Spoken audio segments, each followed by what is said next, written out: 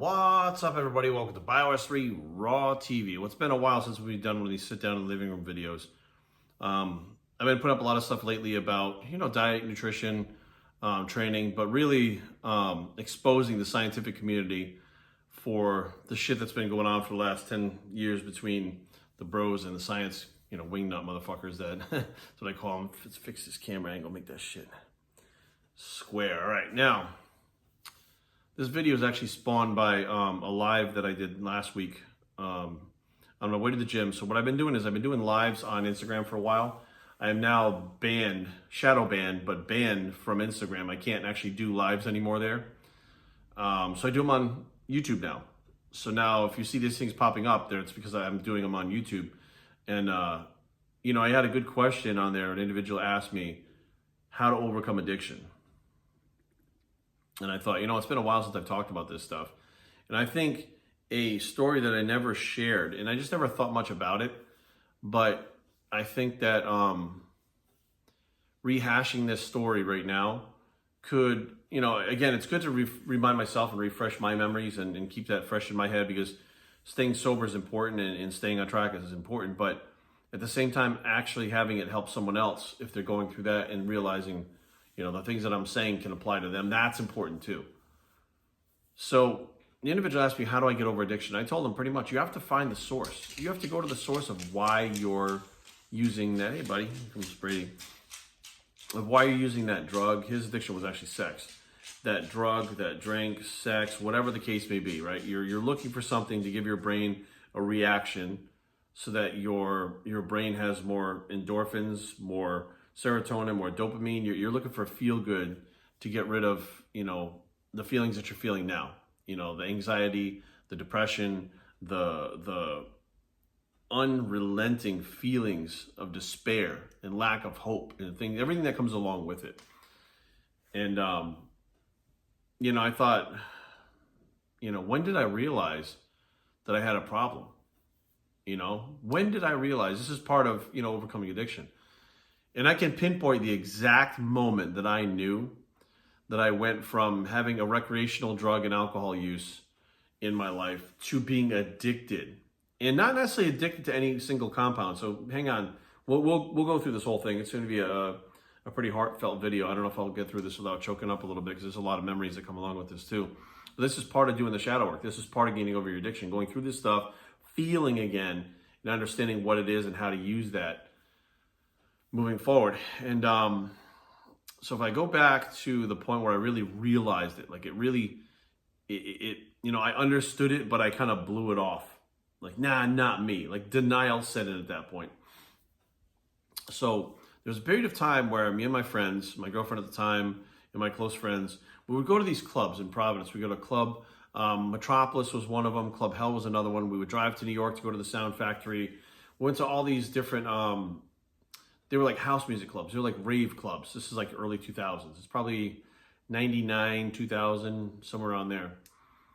And at this time, it was just a weekend thing. Like I go out, take a couple ecstasy tablets, or go out and have a drink or two, whatever the case may be. There was nothing that was consistent to where, if I couldn't go out for 2 or 3 weeks, it would really freak me out, or I felt like I couldn't handle it, or I had to go out and, let out some steam, whatever the case may be. There's nothing really controlling me at that point. But I knew what was happening was I was out with my friends and I was forgetting about, other stuff going on in my life, just the random stuff, including the stuff that was going on in my head about, being sexually assaulted as a kid by a family member. So while trying to deal with that whole sexual molestation thing, which was a hard enough thing to deal with, one of the most important people in my life, my cousin Christopher, was killed in a car accident. It was a drunk driving accident. I'm sure you guys have heard the stories. I've put up multiple stories about him. I've talked about the night that he died. If you've been following me for a while, you know who Chris was. And it was the night after he died. It was maybe even the night that he died. So that morning at about 3 o'clock in the morning is when I found out. My brother was standing above me with my girlfriend at the time, and they were like arguing. And I woke up and I looked and said, what are you idiots yelling about? What's going on? They told me Chris had passed away, and there was, the whole day was like a fucking blur, and it was bad. It was bad for my family. It was bad for me. It was trying to cope with what just happened. And, some of the closest people to me were Chrissy, my girlfriend at the time, and Henry. You guys know the name Henry. That was like my guy. It was like Batman and Robin and Abbott and Costello, the Three Stooges, but there was only two of us, like Beavis and Butthead. It was me and him. That was my guy. It was my boy. He was my closest and best friend. And I don't remember who else was there. There's a few people there that night. This is the later on at night. And I remember going to get in the car because we were going to go to the club. And I was like, Henry, get in the car. And he's like, no, man, I can't go. Like, I don't have any money. I'm broke. And I was like, I don't give a fuck. Get in the car. I was like, I'll pay for everything for you for the night. And he was like, what? He was like really taken back because I was acting very erratically, right? I was really starting to lose my shit. I was having a hard time coping with the fact that less than 24 hours ago, one of the most important people in my entire life, for my whole life since I was born, is gone.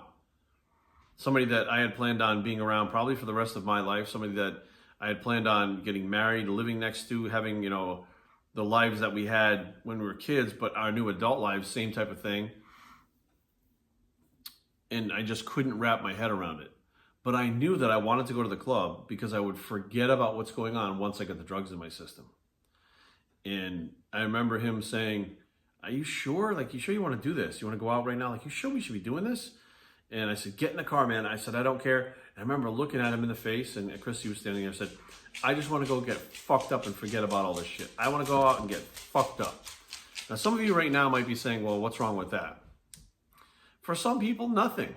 But for me, that was the beginning. For me, that was the beginning of knowing that something so tragic, something so painful, right? Something that was tearing my guts out at the time.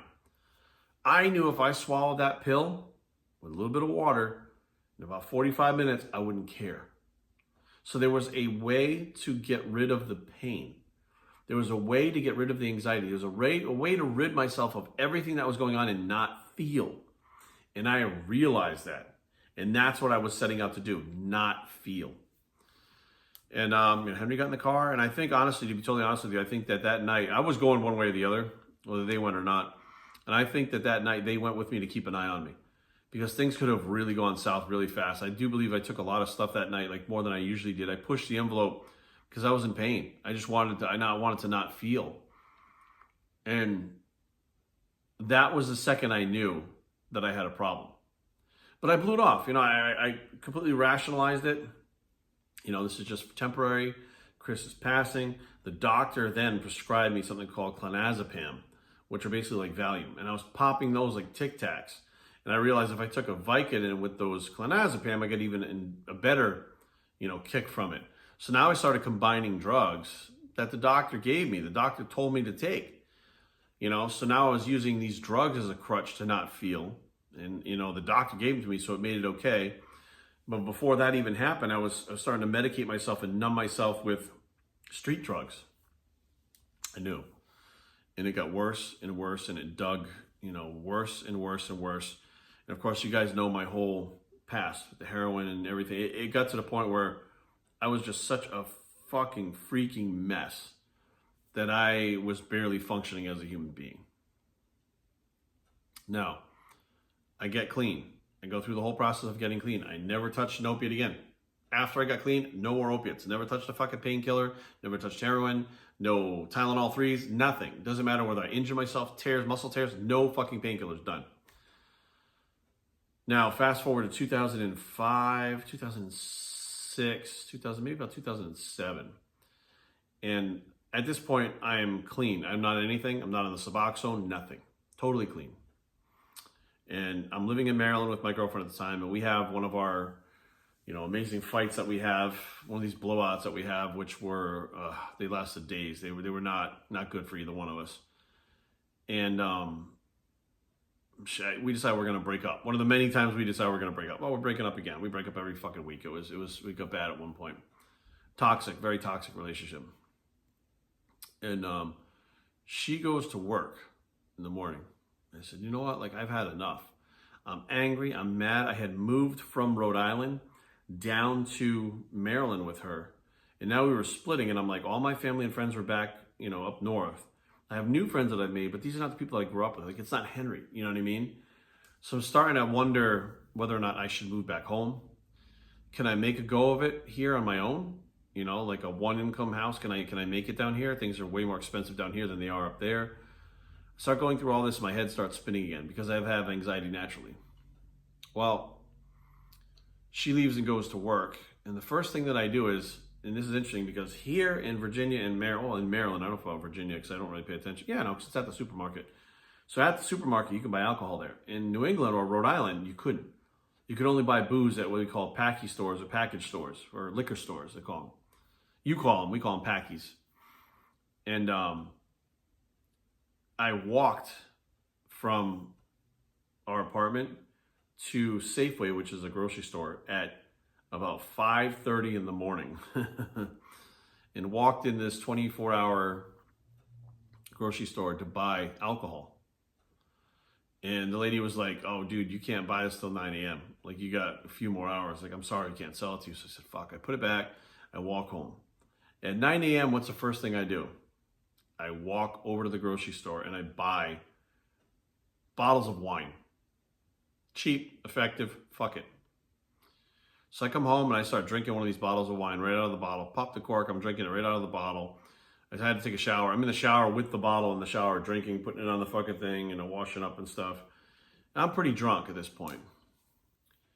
So my girlfriend at the time had called and I said, you know, I'm fine. You know, I'm just do your thing. It doesn't fucking matter. Like, I'm not your problem. You're not my problem. Like, we're not together anymore. Fuck it. And I talked to a couple of my buddies, one of my friends, and his girlfriend actually shows up at my door. So I open the door. She's standing there. They're both standing there, and I'm like, "What?" Now I'm hammered. It's like 11 a.m. I'm fucking drunk off my ass, right? So they come in the house, and she sits down. She said, how's everything going? I said, no, good. You know, I said, I'm just gonna take today, and I'm gonna fucking do my thing today. But tomorrow, I'm right back at it. I got clients. I'll be back in the gym. I'm good to go. And it's interesting is my wife actually remembers this. Erin remembers this, like how messed up I was, like that couple of days that was going on. And she said, you know, maybe you shouldn't be drinking. I said, why not? She said, Jerry, you have a substance abuse problem. I said, no, I don't. I said, I have an opiate problem. So I don't have a substance abuse problem. I have an opiate problem. And she said, so you and your girl break up. What's the first thing you did? She's like, you ran for liquor. You've changed one drug for another one. You've just swapped them out. You're continuing to be addicted. You're just addicted to something else now.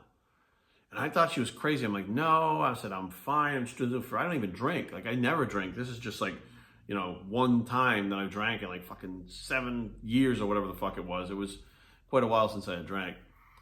And, you know, my other buddy, he was like, okay, let's just let him go. You know, let's let him do his thing. I think he'll be okay. You know, like, man, if you need something, call us. And I'm like, okay, no problem. You know, I thank you guys for stopping by. And I felt really bad that they were worried. But, you know, my buddy was kind of gave me more credit. He was like, let's just let him do his thing. Like, this is his decision. We can't really interfere with this.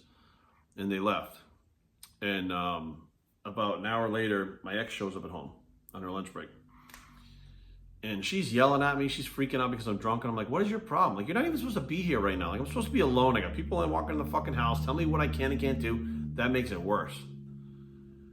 So next thing you know, knock at the door. I open it. There's fucking 3 police officers standing there. And I'm like, can I help you? Like, Mr. Ward? I'm like, yeah. So can we come in and talk to you? And I'm like, for what? He says, this is a wellness check. I said, from who? I thought my friend's girlfriend had called. No, it was my girlfriend, my soon-to-be ex, called the police and said that I needed to be fucking taken care of. So they walk in the house, and the first thing he says, he goes, I'm assuming you're over 21. I said, do I look like I'm under 21? I said, yes. I was like 28 or whatever at the time. And he says, you know, are you feeling like you're going to harm yourself? And I'm like, no. So I'm just drunk in my own fucking house. I realize it's like noontime. Who the fuck is anybody to tell me what to do, let alone her? And I kind of like, you know, and they were like, oh, fuck. The cops were like, shit, this is a domestic thing, fuck. So he said, I said, I'm not planning on going anywhere either. And he goes, okay, you know, like, you know, and he looks at her and he said, look, he's not a danger to himself. He's not hurting you. He's not going to go out there and drive. So there's nothing we can do. Let him be drunk. I mean, like, what the fuck? He's in his own house. Like, the cops are just like, what do you want us to do about it? So the police leave, and she goes and grabs my keys while she's yelling at me and throws my fucking keys in the yard, which it's a giant fucking yard. It's almost impossible to find those fucking keys. And I'm like, what the fuck? It has my house key on it too. So basically I had to stay inside the house, and I'm like, ugh. So I'm like, we're arguing. I go out there, I get the fucking, you know, I find the keys after walking around for like 30, 40 minutes, and I come back in the house, And that was the one day that I drank like that. But the more I thought about it, the more that I stopped rationalizing and go, why did I want to be drunk? I mean, I had friends that were worried about me. I had my girlfriend, who was now soon to be my ex-girlfriend, worried about me. And I had police standing in my living room. That is not a normal fucking day when somebody breaks up. I'm sorry, it's just not, right? But in my head, I'm like, I was rationalizing it. I was like, fuck these people, like, leave me alone. Like, I was self-destructive. And that's when I realized, like, I have a substance abuse problem. Shit. She was right. It's not about just opiates. I said, shit, maybe I should get back into a rehab again. Maybe I should start doing meetings. I started thinking positive on how to reverse this, how to change it before it gets out of control. And I wind up like I was before. And lucky enough for me, I started doing it's not 12 steps, it's my own steps that me and my counselor used to go through, question and answer. Like, you question, then you answer yourself. You question, then you answer yourself. You have to be honest with yourself. And I really realized that it wasn't a substance abuse problem. So it wasn't like, hey, it's a great day, let's go out and get fucked up and celebrate. It wasn't like, hey, it's my birthday, let's go get fucked up and celebrate. It wasn't good times that I wanted to get fucked up for. It was the bad times. So what I was really addicted to was trying to leave the pain behind. I was trying to dodge the pain. I was trying to not feel. I was trying to get myself to a point where I didn't want to feel pain. I didn't want to go through this stuff. I don't want to learn my lessons. I don't want to do any of that shit. I just wanted to not feel at that point. And I was addicted to not feeling. And it didn't matter whether it was opiates, alcohol, or anything else. I didn't want to feel. And that's when I really stepped back and said, you know what? Drugs may have gotten a hold of me, like physically, like, physiologically, where I was addicted and my brain needed those to even feel well. But it was more of a psychological addiction that I had. And it didn't matter what substance it was. Whatever could blank my memory so I didn't have to feel. That's what I needed. Now, looking back, I'm like, okay, all this makes sense. All the pieces fit.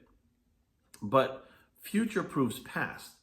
Like, I can look back now and connect all the dots and say this all makes sense. But when you're going through it and you're in that emotional state, you can't make these decisions. You can't see these decisions. Other people can when they're removed emotionally from the situation and they're looking at you. But you just look at them as the enemy because they're trying to stop you from blanking yourself out, from not feeling. You don't want to feel. They want you to feel. Or more so, they want you to not fuck yourself up and die by pushing this whole not feeling thing too far with the substances. So they kind of enter your life, and now they have what they consider their job is to try to save you, right? Or make you see, one or the other, however you want to put it. And the bottom line was, it really, gave me like some things to think about. And, I'm happy to say that was the last time when something bad happened to me that I medicated myself. I have had some really shitty things happen since then, right? Like my father passing away, for one. When my dad died, it was so sudden, it was so much shock, it was so much fucking pain that I felt all at once.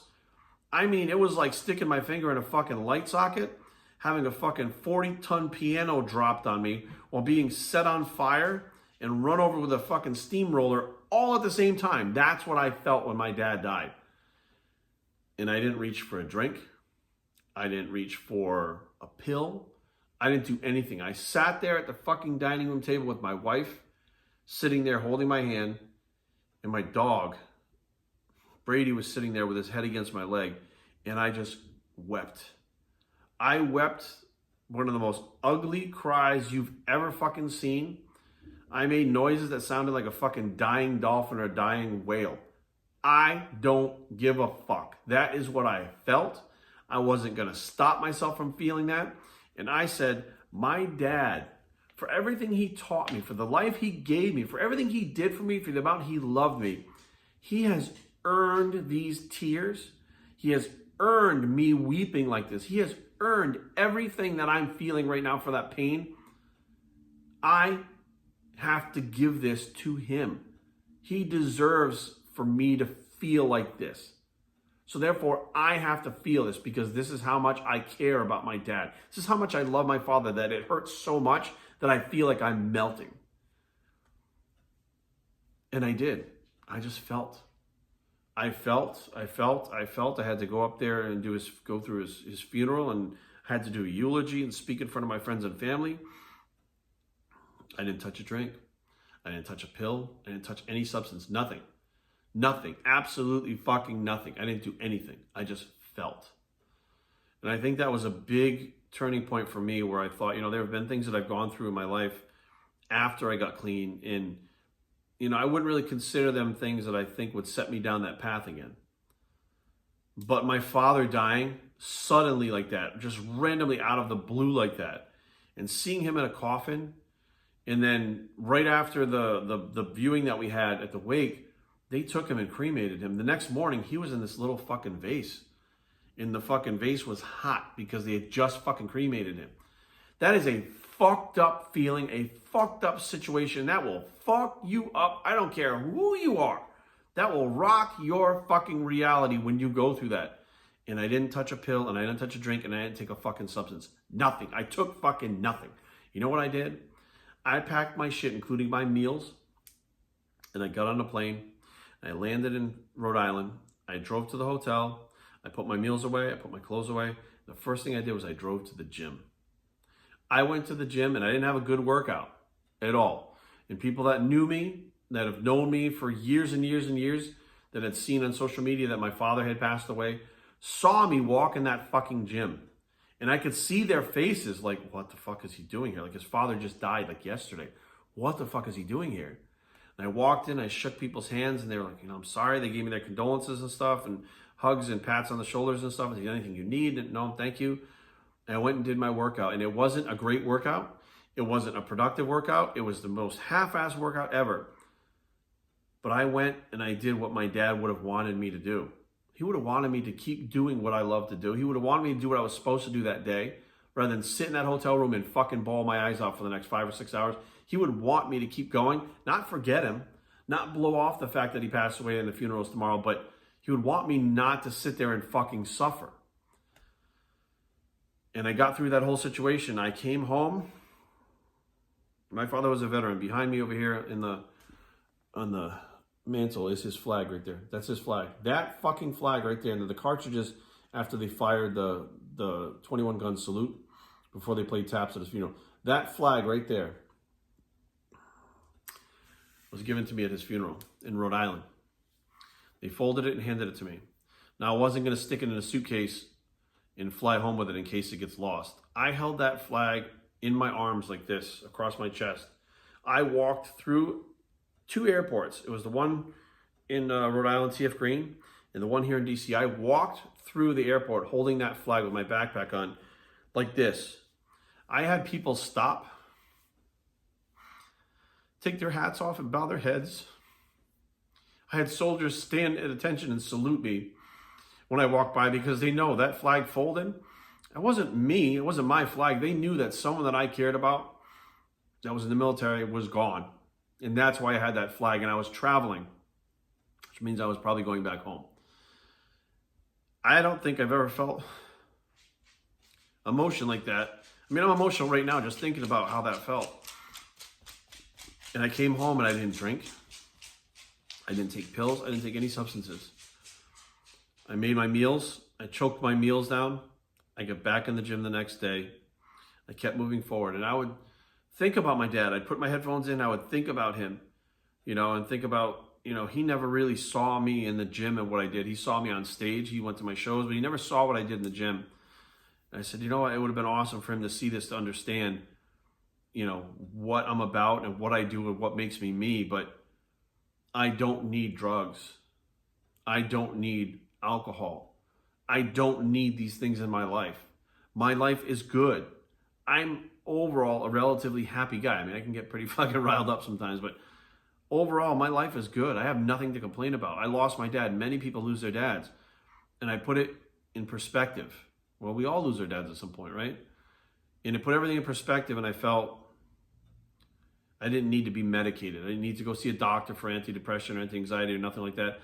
I just needed to know that this is part of life, and I needed to feel that, and I needed to go through it, and I needed to go through the grieving processes and all the natural things that we go through as human beings to be okay in the end and not need a medication that delays that shit. Eventually you have to go through it anyways, but that medication delays it, or stay on a medication that so you never feel it, so you never become whole yourself again.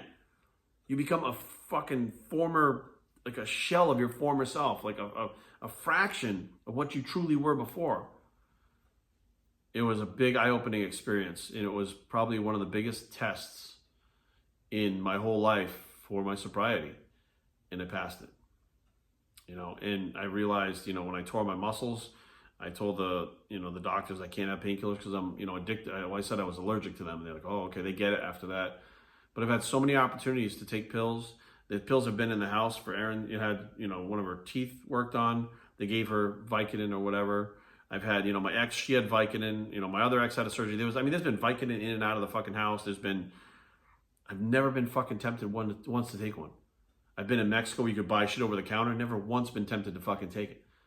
Like, I have stayed true to my sobriety the whole fucking time by realizing that the pain and things we need to go through is what creates who we are, right? It's part of what makes us who we are. And we need to feel that. We need to go through it. We need to allow that to be part of us, to be one of the things that makes us us. And when we take drugs and we do things like that, it stops that, and we never become whole ever again. If you stay on drugs, you'll never become whole. You're destined to either just live this crazy, shitty, outpaced lifestyle until you die, or you die quickly of an overdose. Or if you're one of the lucky ones like me, you get over it and you get well and you continue. So I hope this video will reach some of you guys out there right now if you're struggling with drug addiction or some kind of addiction. It doesn't mean drugs, it could be sex, it could be anything. It could be, fucking juggling chainsaws in the living room if you're addicted to that, whatever, But the bottom line is, guys, you got to work on yourself, and that shit happens every day. And you got to feel, and you got to evolve. And the older you get, the more shit you go through, the more feelings you have, the more things you evolve through, the more things that, make you you, the more baggage you have. But all those things are what makes you you, and you can't be you without them. So delaying it or trying to numb it or trying to erase it creates a new person that isn't you, and probably, most likely, that's not what you want. Thank you guys for listening. BioSearching@gmail.com. Leave comments down below, but don't fight. BioSearching.com is a blog. You got to pay attention to you, bicep.